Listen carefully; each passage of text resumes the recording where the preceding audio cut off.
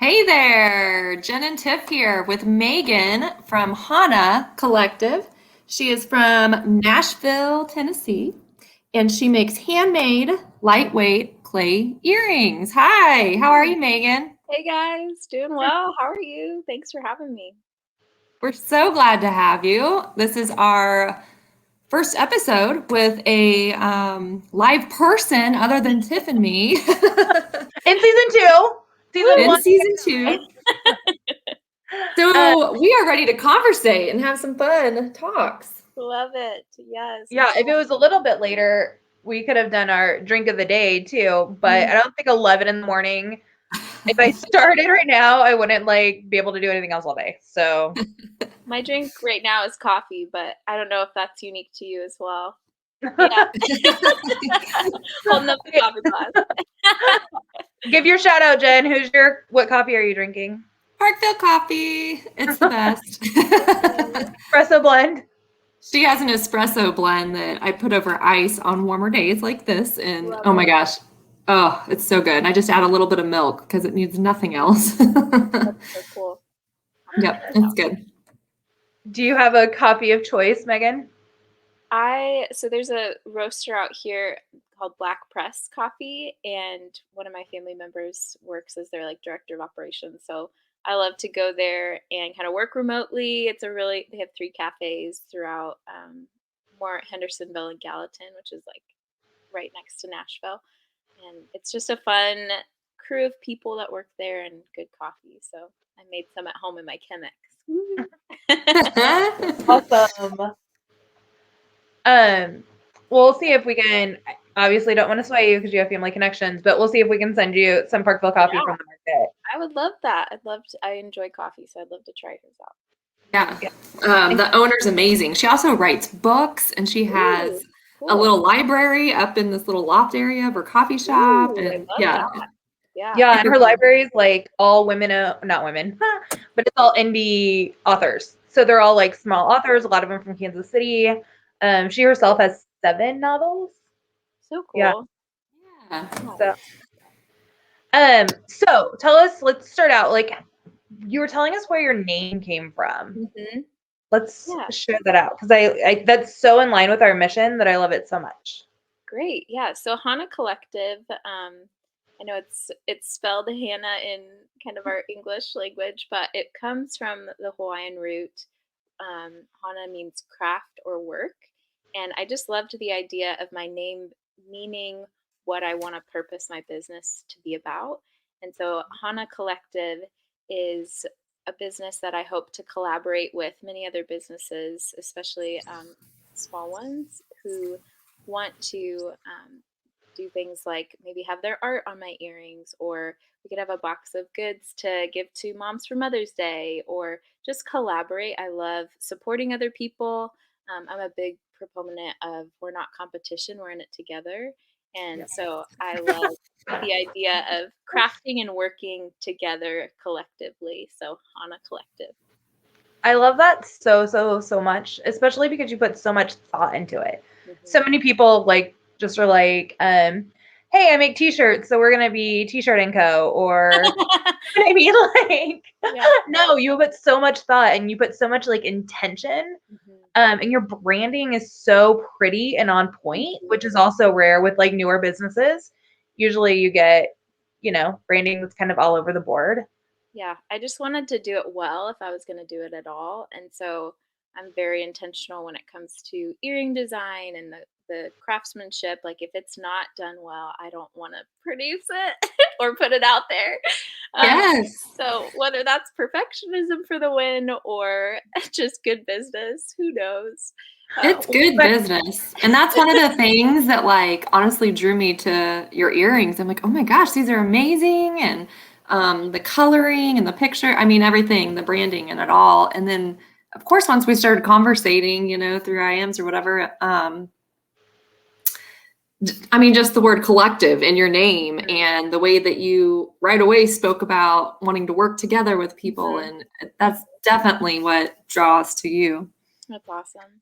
Yeah, a lot of what we're doing right now, especially, is when you're first starting out, as I'm sure you're learning with collaborations, who you coordinate with and who you curate is so important. And so we're really intentional on who we're currently inviting to the site. So yeah, we decided like, hey, what do you think of this clay earring thing that's kind of popping up? And we decided we loved it. And so we dived down the rabbit hole and started like scouring Instagram to see who we liked and who was doing it well and who had fun branding. And that's how we found you. Oh, that's so cool. I love hearing that. And I love your heart for your business too and where you want to go and your team and how you guys work together. It's so fun. Thanks. Well, and I have to admit, my favorite thing to do is watch your like videos of your making, like the rolling out. It's one of like your kids' like satisfying videos, Jen. It's like the rolling out and the cutting and the My kids can sit there and watch it all day. Oh, I have to tell you. So when the clay earrings came out, and Tiffany and I were talking about them, I'm like, well, I love doing crafts too, right? And I have 2 little girls, and that's what we do, crafts all the time. And I'm like, well, let's try making some, It is hard. Yeah. It really, so I've gotten a lot of feedback from people that they're like, oh, that seems easy. I could do that. I'm like, the investment of money to get good tooling and the actual like making it so that you don't have bubbles, dents, and like all of these things that just make them look super handmade. And like maybe you're the only one that wants to wear your creations. It's really hard to do. Yeah. And then there's the right bake, because if you bake them too long or too little, they end up breaking. So it's like all of the things. It is a science. It looks really easy. It looks like Play-Doh. But there's a lot. It's totally a science and an art. Like there's so much artistry to it too. Totally. Like and power tools. I saw power tools Yep. on your site. Yep. The drill. Yeah, I use that for buffing and drilling.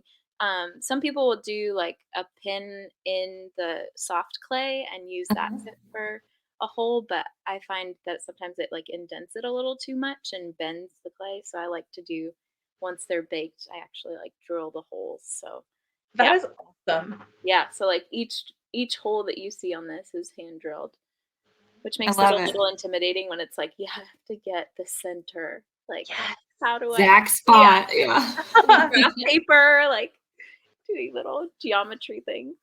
See, that's why I couldn't do it. I love to be creative, but then I sit down to do it, and my stuff's always like the Pinterest fails. Like I could totally start a whole blog of Pinterest fails. You should have seen us the first day we tried to make our hats.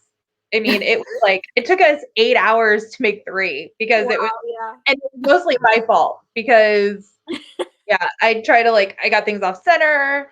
Finally, I was relegated to just doing the like font work because that's my jam. And then we made her just do the computer stuff. I love it. Yeah. And they took care of everything else. Like I wasn't even allowed to use like the heat, the sewing machine, nothing. I was just like I was like computer girl and print. Yeah. But you know what?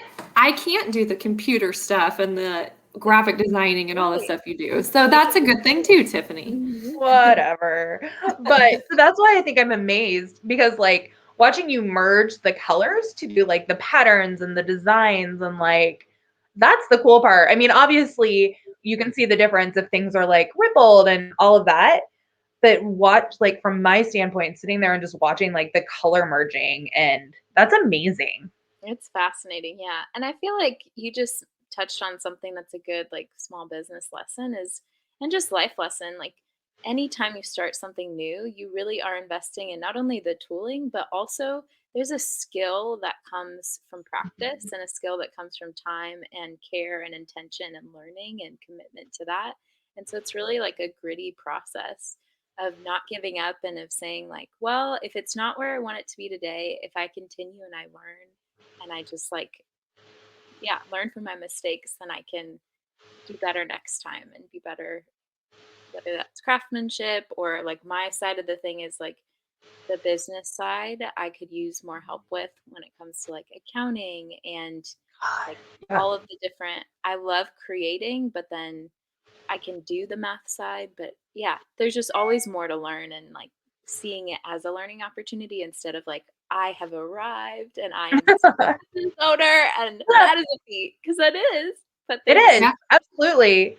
Getting started is the hardest thing. I mean, I can't tell you how many times Jen and I talk to people And they're like, oh my God, I had this great idea for a business, or I make this, I'd love to sell it. And they just never get to that next step. So the fact that you like not only did all the things, but took that step is huge. And everything else, trust me, as somebody who taught herself how to build websites and then a marketplace so that we can do this, you can do all the things. Totally. And then once you get to that point, you can hire people to do all the things. Woo. Yeah.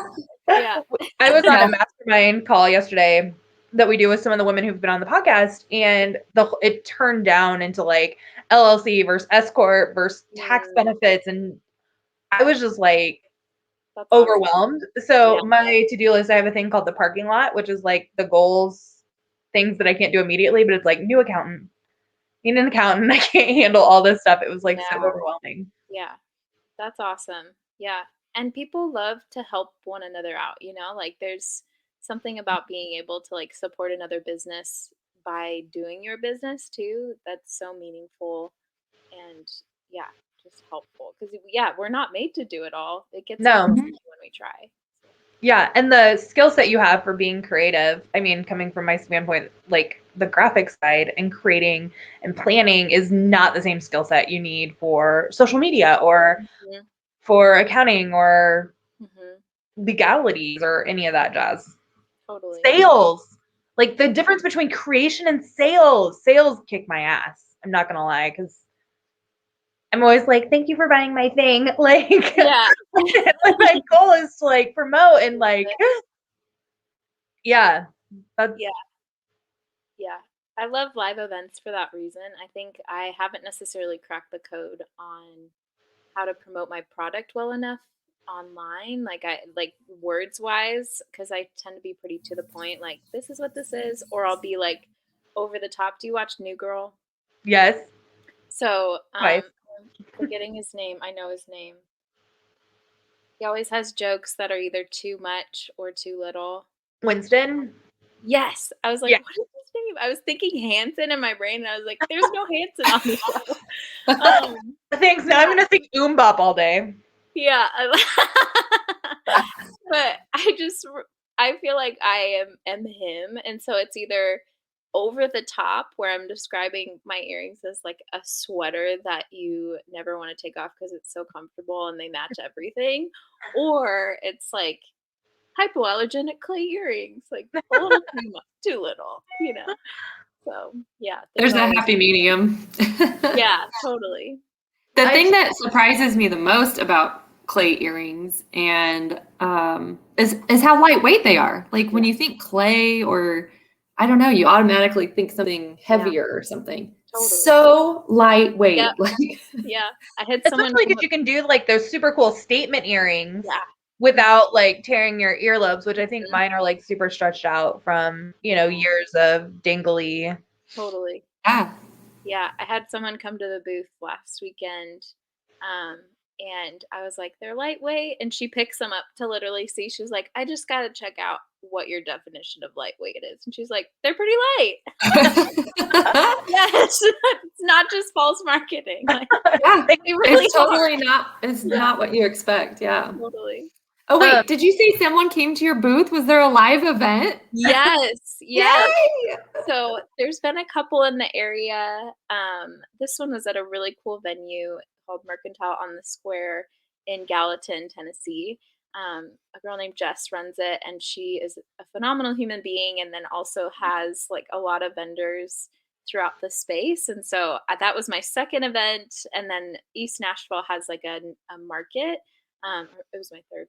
And then so tomorrow night I'm actually doing that. It's like a night market in person. Awesome. Wearing masks mostly, like being safe and all of that. But it's so fun to see people. That is my jam. Like, that's what I miss so much. That's what we miss. Yeah, and of course, that's one of the reasons we started the marketplace. Was all of a sudden we couldn't go to these, pop-ups or events, or and we're like, what can we do for these businesses so that they can still be found and shopped with, know? And so, I mean, I think going forward, even events do come back, but you can still find all these amazing women, in one spot. So that makes me excited that events are starting to come back. I need some people. I know, right? I miss pop-ups And I mean, that's one of the things we want to do is eventually coordinate. So many of the pop-ups that we've done end up being a lot of MLMs. Not that there's anything wrong with that, but a lot of people know everybody who sells them. And so it drives traffic down eventually, right? Like, yeah. So one of the things Jen and I want to do is eventually do like a holiday boutiques and marketplaces where we can bring a bunch of our vendors together and either host our own or get like a giant booth at like a holiday boutique and let our vendors all contribute and add stuff, and That's so which I think would be so fun. Yeah, absolutely. Okay, so talking about like your future goals, because I know you were saying like what you want to do and be, what's your gonna secret sign that you've made it? I think there's like a few. I'm generally. Oops, sorry, I'm getting a phone call. My goals eventually would be that there would be opportunities to collaborate with all sorts of types of businesses, like whether that's candles or sometimes MLMs have great lip glosses, like, different things that I can also have kind of make enough through those efforts to then do like a cause to give to. So I love the idea, as I was brainstorming with business ideas in the beginning, of each month kind of donating a percentage of proceeds to a specific cause, and then also creating products around, like, this is kind of a sneak peek, it's not fully fleshed out, but from the beginning I've had this idea of doing rainbow earrings that are raising awareness for and kind of a really meaningful gift for moms who have experienced infertility. Love. And one of my dearest friends had a baby after she had a struggle with infertility and named her Harlow. And so I wanted to call them like the Harlow earrings, where you can kind of design colors um, and just be like a meaningful thing to remember how special that time was, and to encourage other people who might be struggling with it, not knowing what the journey will end up with, whether they'll have a rainbow baby or will struggle with that, and know that they're not alone. 'Cause I think it's a huge struggle. I don't have kids of my own, but I know walking with her through that, it was hard. It was really hard. So As somebody like in that place right now of trying to have our first and have been trying for years, I love that so much, because there's a lot of, I mean, as a woman in our late 30s who doesn't have kids, not just like the heartbreak associated with it, but the isolation.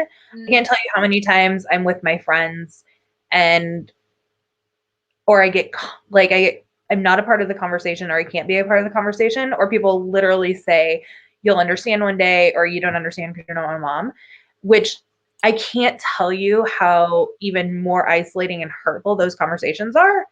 So opening up that conversation is huge, and I love that. Yeah, that you have a personal story behind it. Yeah, absolutely. And I love that. What a beautiful name for it too. I know, that's so fun. But that's like your social content gold right there, right? Like telling that story. Yeah, absolutely. Of where the name comes from.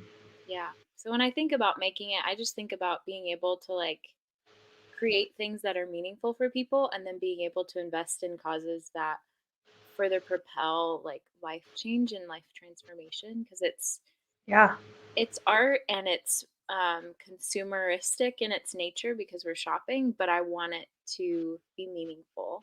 I wouldn't consider clay earrings my passion. Like, people are like, "Oh, is this your passion?" I'm like, I don't think so. I feel like I enjoy it, and it's a great hobby. I just moved to Nashville a couple months ago, and so it's been fun to have that in my free time, especially during a pandemic. But yeah, again, circling back to the question, I think making it is just when there's opportunity, and I feel like there's always a sense of hustle when you're your own business owner. So I think when there's the ability to kind of step back and let it run itself a little bit, not fully, but like if I can go on a vacation and know that like sales will still come in, or be able to know that like people will share about my business just because they're aware of it. Kind of, I guess awareness is huge, but yeah.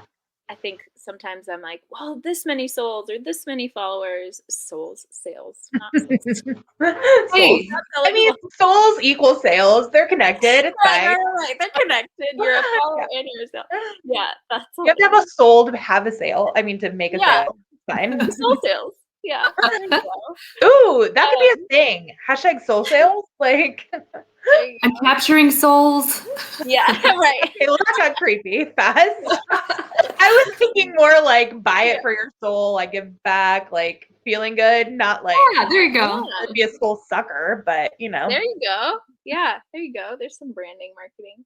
I love all of that, Megan. That's so inspiring. I love it. Yeah, it's really cool. And I like that it's a part-time gig somewhat too, so that I can have that flexibility to give where I want to and kind of struggle through like, well, this may not be my main source of income, but I can still create and enjoy it and collaborate with people and know that like there's a success in that in of itself. So do you want it to be your full-time gig? Is that like part of the dream, or are you happy with keeping it Yeah. where it is? I could go either way. So, kind of leaning into one of the questions that we talked about before hopping on recording, I'm just gonna go right in. Yeah. But one of my passions and things that like I nerd out about is actually like learning about people and psychology, specifically trauma related, which is Wow. very different than earrings. So I'd love to put myself through school doing something like this if it could be full time, but I really love community. I really love connecting with other people in meaningful ways and just I'm a very creative person, so that this kind of hits all of those, but I'm happy to let it be part time and even there are some mom friends that I've thought about collaborating with. They're stay at home, they want to do something like this, but they don't necessarily have the tools or want to take on the full responsibility. So I'm like, maybe I could even just tag team with some of them. That's awesome. So yeah, I could go either way. It's not really a goal at this time to be full time, but I could see in the future it being a means of putting myself through school and having flexibility in the meantime. But yeah. Nice. Totally. I had a question and it just lost me. It was on that same path though. And Go ahead, Jen. And even though earlier you said, I don't think my passion is clay earrings or, like something specific like that, I think your passion is creating, right? Yeah. From the sounds of it. And that's exactly what you're doing. And so whether that transforms to something new in the future or what it is now, be proud of that. Yeah. Thank you. Yeah. And it definitely like hits those components of the clay earrings create a means for connection, which then builds a little community. And I love that. So it totally does hit some of those core values, I guess you could say. Yes, totally. Well, earrings will definitely have to be one of the first things we actually include in the box when we roll that out. Of course. Not when we launch them, when we roll them out. Yes. Yes. God forbid I use the word launch. I'm going to make that a thing. I'm going to make that like a brand thing. That could be a launch because that is like brand new, right? It's still like in line. I don't know. I'm going to make it a thing on the podcast where I mention launch every time so we can have like a special shirt like yeah. I don't know, with a rocket on it or something eventually. Season 3, the box. Yeah. Oh my God. That's so good. So you said you've only been in Nashville a few months. Where did you move to Nashville from? I was in Bellingham and like the Seattle area. Oh, wow. And my sister had moved out here for a few years earlier. And my nieces and nephews are just the most precious thing, and I love them a ton. And so it just kind of was continually in the back of my mind to move out here. And I saw a means, and with COVID, it just put it into perspective what it meant to be so far away from my family. And so when my parents finally were looking at houses and talking to realtors, they're in LA, California area right now. I was like, if everybody's going, I gotta get out there. So. Oh, that's awesome. So your whole family now lives in Nashville? Pretty much. My parents just bought a house and they're kind of in the process of moving here. But my whole family will eventually within the next year or so be in Nashville. Wow, that's awesome. I have never been to Nashville. It's on my, Ooh, my husband's been for True. work. And Yeah. always said he would take me there, and we just Yes. haven't yet. So, what's your favorite thing in Nashville? Oh, that is a hard Yeah. question. I love it. I've visited here a ton over 6 years. I used to have a job that would take me all over the United States for traveling and events, and so I would try to stop in Nashville and see my family almost every time. So I love just like how kind people are, and there's a really fun like foodie coffee culture. So being able to just like explore and find new spots that just have a cool aesthetic, good food, good drinks, like that's really fun. Um, Mm-hmm. yeah, and it's really a hodgepodge of people. So there's almost the Southern hospitality somewhat, but still not fully South. And so with how many transient people are moving here, it's really fun to just like meet new people and be exposed to ideas and just culture and things that I would not have otherwise been if I had stayed where I grew up, kind of thing. Yes, I love it. That's awesome. Yeah, Nashville we've driven through a few times, but it's always been on my agenda to stop. And we've talked about doing a road trip because it's only like 8 hours. It's not just like a random Yeah. takeoff, or it's like what, a 45-minute flight from Kansas City. Mm-hmm. Yeah, it just hasn't happened yet. Yeah. Well, now we got to make it happen. Right? Yes. Got it. Road trip, Jen. We can go do a pop-up with you. Totally. Yeah. Bring- Oh, that would be fun. That would be Yes. fun. That would be so fun. Okay. And drink coffee. Good coffee, good food, good music. Can't wait for All of the above. Yeah. And good drinks, right? You said that too? Of course. Yes. that was like a given. Yeah, we always say, like, when talking, they tell you to find your ideal customer. Uh-huh. We always say ours are women who drink a little, cuss a little, and want to change the world. So, which Relatable. is why we usually try to do like a women-owned drink brand review like every week, and yeah, That's awesome. it's fun. So you mentioned nerding out over trauma, which I know sounds really bad, but I get you. Yeah. So do you go down the like true crime route and stuff too, or Mm. are you mainly just like the psychology of things? I guess it's more the resilience that can come from trauma. I really, so the story behind that is when I lived in St. Louis, I worked at an inner city school where it was through a ministry, like a union gospel mission. And everyone who qualified to be in the program had to be at or below the poverty line. And so I just got to meet families and kids that were really special. And like I could probably cry right now over it, but they're just wonderful kids and families who are trying their very best, and whether they've grown up in kind of like been struggling since they were born kind of thing, or whatever that looked like, for the reasons behind their situation, it's still, I think poverty can have its own sense of trauma, as well as just like being exposed to different environments that I just saw the effects for the kids of what that looked like. And they're not alone. Like that can happen in any economic status, that can happen in any city.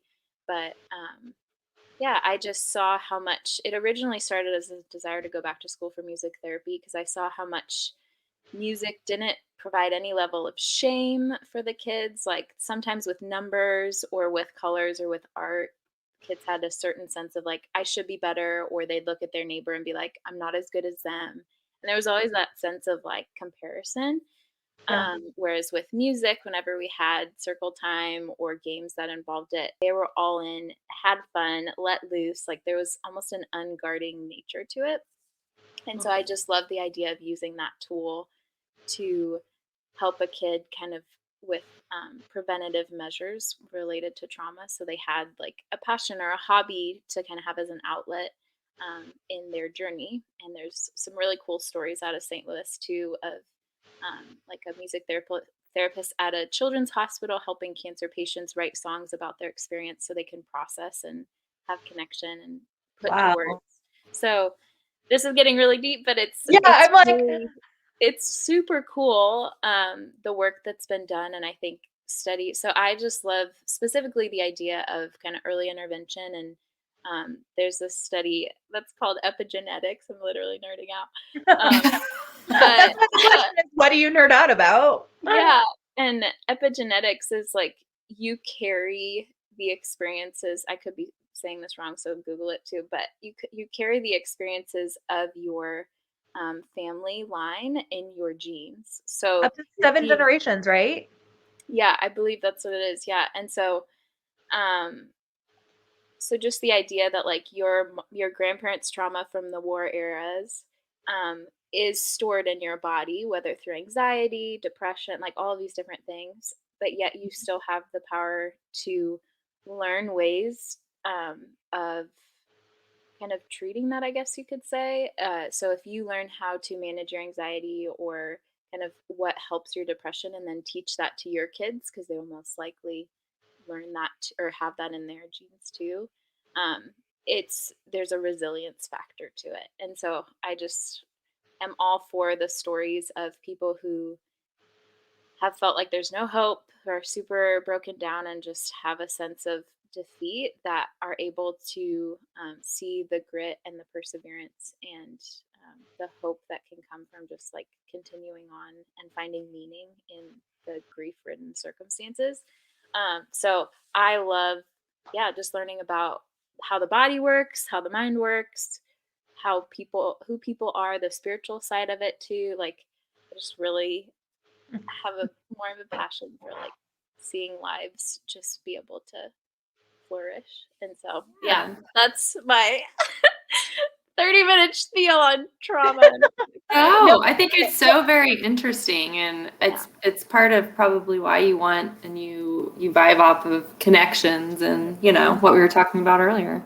Well, Yeah. and what I was like, okay, so I always relate it back to business, and I always go to like what could be a million miles down the road. So take this with a grain of salt. But as you were talking about that, Oh gosh, what idea do you have? shut up. It's not an idea I'm going to be texting you about at 2 a.m. I might start messaging Megan at 2 a.m, but not you. Yeah. So chill out. Probably be awake making earrings. No, like when you were talking about that, music therapy have a lot of the same like impacts. And I was thinking about what you do creatively. I think there's some really cool opportunities of things you can either do through your current line or working with kids and workshops to do some of that like art therapy side.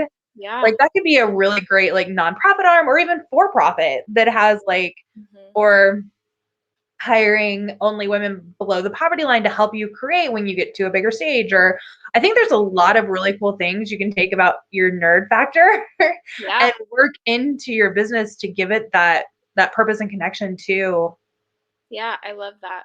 Yeah. Yeah. You're so right. Yeah. And there's something really meaningful about being able to see your work go from a concept to like a creation and getting other people to enjoy it with you, whether that's like, hey, I love your earrings, or themselves enjoying it. So I could see that being a huge source of satisfaction for people who, because I think trauma has a way of making you feel like you're worthless, or there's messages that come from brokenness that are not true, but find tangible ways to instill a sense of like, you have worth and you can do cool things. Like, you made that. Yeah. So I love that idea. Well, and I think so many I've talked a billion times about how eventually I would like to do like entrepreneur classes with either kids like in that same I think a lot of the same issues in the inner city with cycles of poverty and stuff like that. I used to work for PBS, so I go into like the cycles of poverty and all of that. Yeah. Happen in small towns too, because same thing, you have a lot of that poverty and people can't get out.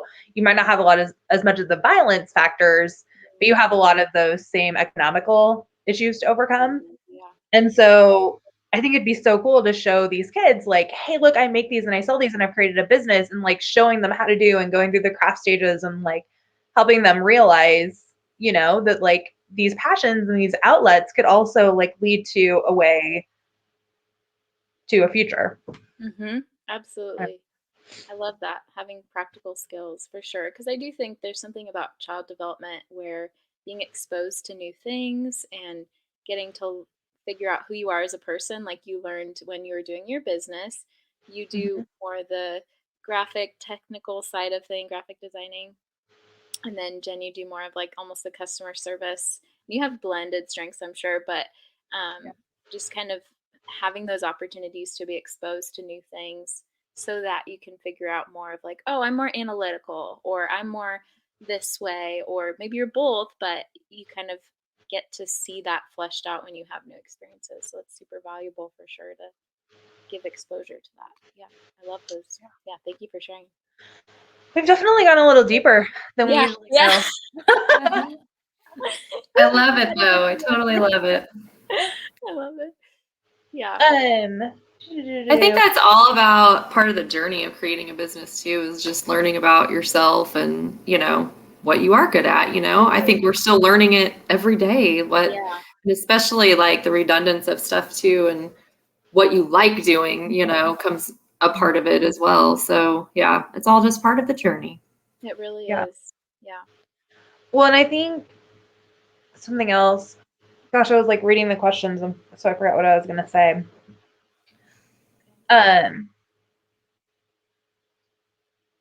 Yeah, just ignore me for a second.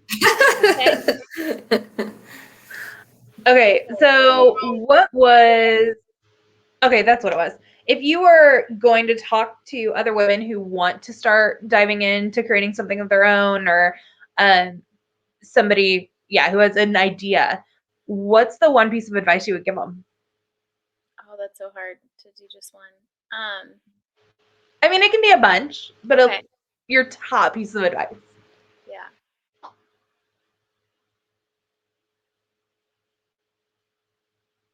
I would say they're all kind of connected, but be willing to just go for it and take the risk. I think there is a wisdom in kind of doing a calculated risk. So making sure, like, do I have the time? Do I have capacity? Do I have the finances to kind of go in the negative in order to eventually, hopefully, rise above the negative into a profit margin? But being willing to just go for it and take those risks, especially if you've thought about it long enough and you really want to do it. It is a commitment. There is grit. There are days where I'm like, what did I get myself into? I have so much product. Like, what am I doing?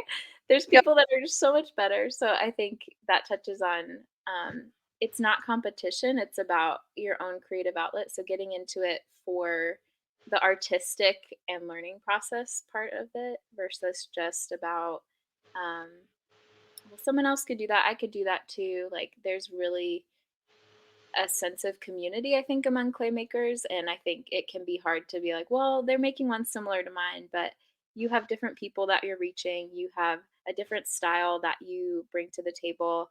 You are your own creative outlet, and let it be the enjoyment of that versus kind of the comparison is the thief of joy when it comes to like looking at other people's and thinking that you have to be just like that. And then not being afraid to ask for help, because I think, like we've talked about, there are only so many strengths that one person can have, and there's so many things to do in a small business. So being willing to kind of see if people will go to an event with you, or the accounting side of things, and even just ideas. Like, I love collaborating and hearing like your idea about having a workshop with either moms or kids who are struggling, and kind of giving them an exciting, meaningful expression of creativity. So yeah, I think those would be my 3 pieces of advice. And it's hard when you say just go for it, because there's so many pieces that are technical behind the scenes. But if you feel like you're committed to the idea, you're willing to work through the hiccups, you have the time and and even the finances to kind of do that, I would say just love all of that advice. Can you make that into a quote? I can. Right. This is the Hana Collective quote. When she said, "Comparison is the thief of all joy." Is that what you said? Yeah. And I will have to say someone else has said it, but I don't remember who. But it really I love that. And like, don't let it steal the joy of your own creative process, because I think it's so easy for me to get into the Instagram hole, and you guys are looking at it from the consumer side of it of like, oh, I love that. But as a maker, sometimes I can look at these people and be like, you're incredible. What am I doing? I should drive traffic to your page. Like, Oh, I don't have these ideas. How did you think of that? This is so innovative. And I can get really hard on myself. And it honestly makes it to the point where I'm like, I don't even want to look at you, roller. Like, there's like this hard relationship that does make me, it like brings me grief. And I'm like, that's not, and I have to remind myself, like, I can celebrate their work without downplaying my own and recognizing that I may be doing this for a few months. They could have done it for the last 2 years. They've found their niche. They've found their style. They've invested in the tools and the resources, and I am starting out, and that's okay. And yes. I love it. Like, I personally enjoy it. So sometimes I just have to turn off social media and be like, I'm doing my thing. Yes, Megan. Yes, I love it. I just want to, the emoji 100, like Yes. everything you're saying right now. Oh my gosh. Yeah. And there's something too about starting a business and just throwing yourself in. Like, how scary is it when you have all these ideas, you make your first products, and you throw it out there? Like, 100%. are people gonna love this? Or are they gonna, like Terrifying. Yes, the first day or right before, I sweat so much. Like, that might be TMI, but I was like so nervous. And then I cried once our orders started coming in because I was like, this is so cool to see people enjoying this thing that I've put so much time and effort into. And so it is so meaningful when I hear reviews or people genuinely say, like, I can't stop wearing them, or my friends ask me about them. I'm like, that's so cool. Like, this is what makes everything I do worth it. So yes, That's absolutely. amazing. And I think that's great advice too, because a lot of people dive in and they think it can be easy or be like the minute they start that people are going to buy, or that it's going to be an instant money maker. And I mean, there's so much. I mean, there's websites, there's the time, and there's photography, and there's like so much that goes into even the simplest business that there's a lot to consider. And the people who make it are the ones that have some of that resiliency that, okay, we've emailed 25 people today, or I've done 35 posts, or right. Because it's going to be that 36th, the 110th email, or that whatever that can change your whole game, changes your whole business. Yeah. And I think that's where I have to continue to remind myself for sure as well to be like, to just keep going. Cause like I accidentally I cut my finger and had to get a few stitches. And when I came back to clay making, I was like, I feel like I'm behind. Like, I haven't had 2 to 3 weeks of creating and momentum and all of these things. And I just had to like start again. And so it's really that like one foot in front of the other. And I do think in some ways it's both hopeful and idealistic to say, just start. And it's true, just start, but then you have to keep going and you have to put one foot in front of the other, and you have to say, like, there's this book called Eat That Frog, and it's basically that like there's this thing that you don't want to eat that's like big and gross, and you don't want to tackle it for that day. But if you tackle that, like, it builds a grit in you, and it also is the hump that you're trying to get over. And so it's like, I just got to go eat that frog. Like, do it. Gross. I don't want to do it. But once I do it, it's done, and I can move on to the next thing and have a sense of even like probably endorphin release, speaking of psychology again. But because it's not staring at you on your to-do list for days and weeks on end, like me. Right. With dread. Yeah. So yeah, I think one foot in front of the other. And it's a humbling process too, to be like, oh, I'm not as good at social media as I thought I was. Or I'm not as, or even encouraging to be like, people are enjoying the things that I make. Like, that's huge. Yeah. So absolutely, one foot in front of the other. That's awesome. Well, I think we're almost at our hour, which it went like super, super fast, I feel like, today. I have thoroughly enjoyed talking to you, just some of the insights and just the human you are, really. I love and the life experiences you've been on that have led you to this, and just how much collaborative that you talk about, and taking yourself out of the competition aspect and, you know, creating amongst other people and enjoying everybody's work is just, it's beautiful. Yeah. So job well done, Hana Collective. Appreciate that. Thank you. Yeah. And I think so. Give people oh, sorry. all of the way. Sorry. It's okay. I love it. Give people all the ways that they can connect with you. Obviously, you can find her on the market. Mm-hmm. Where else can they like follow you on all the Instagrams and social media and all that fun stuff? Yeah. So my handle on everything right now is Hana Nashville.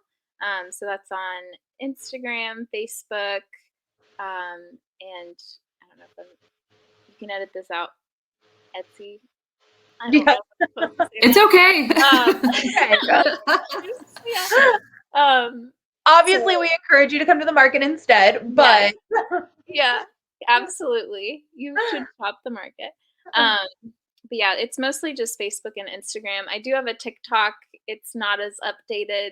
I am in the generation that is still somewhat tech savvy, but also kind of looking at TikTok and being like, what do all of these buttons do? And am I going to accidentally post it? So I have one, but try to post more of like the ASMR videos on that. When you figure that out, give me some tips too. I know. I'll let you know for sure. I still avoid Snapchat, if that tells you anything, just because, I mean, like, I remember when Facebook came out, so, and when they, like, released my college, so, yeah. I'm, like, old enough that, yeah. I still, like, forget that. You had to have a college, it was all college-based, yeah. I remember when they introduced, like, our school, and I was like, yeah, it was the biggest deal ever. That's huge. I love it. That's so cool. I had a what do you call it? Now I can't remember.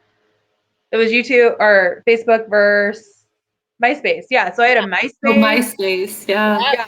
I still remember like copying all the code. Like that was my first introduction to like web design.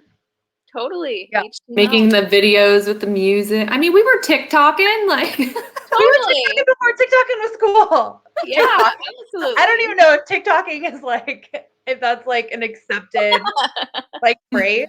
We were TikToking. I know. Am I saying it right? I think so. I wouldn't know. Now I want to go look at. I'm sure we still have a MySpace somewhere. Now I want to go look at it. Yeah, I tried to log into mine and it said it deactivated, and I was like, "That's so disappointing." Oh, it's been 20 years. I know. Well, like mostly like 5 years ago, it was making a comeback because Justin Timberlake like invested. Oh yeah. So I went and like I think tried to set us up one or something, but it's like music centered now. I don't know. Yeah, they kind of only took off with music after that. Yeah, I mean, if JT can't make it cool, nobody can. Yeah. Which might also sound old too. So yeah. On that note, okay, so this was super fun. Thank you for joining us. Yeah, and pleasure. Yeah, I think that's it. Thank you for your time. Yes. Get out in that sunshine today. Thank you. You too. I hope you get to enjoy it as well. It was so good meeting you guys, and I hope it didn't go too deep. No, it was there perfect. were so many things, but it was so fun. Awesome. Okay. Bye.